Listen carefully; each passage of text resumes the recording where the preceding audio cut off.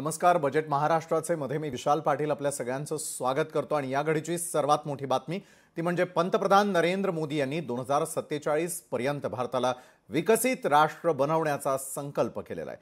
त्यांच्या संकल्प पूर्तीला बळ देणारा वर्ष 2025-26 चा अर्थसंकल्प उपमुख्यमंत्री तसंच वित्त आणि नियोजन मंत्री अजित पवार यांनी आज विधानसभेत सादर केलेला आहे. महाराष्ट्र आता थांबणार नाही, विकास आता लांबणार नाही असं सांगत शेती, शेतीपूरक क्षेत्र, उद्योग, व्यापार, शिक्षण, आरोग्य, पर्यटन, पायाभूत सुविधा, सामाजिक विकास अशा अनेक क्षेत्रांसाठी भरीव तरतूद असलेला विकसित भारत, विकसित महाराष्ट्राचं स्वप्न प्रत्यक्षात आणणारा हा अर्थसंकल्प आहे. यातून देशांतर्गत विदेशी गुंतवणूक, रोजगार, स्वयंरोजगाराच्या संधी वाढतील.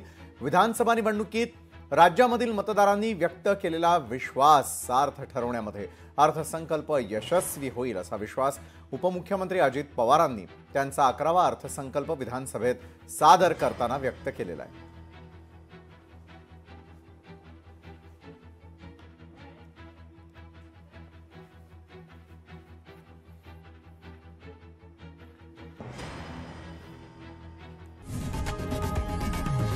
लोकशाही मराठी ऐका, पहा, जागरूक रहा.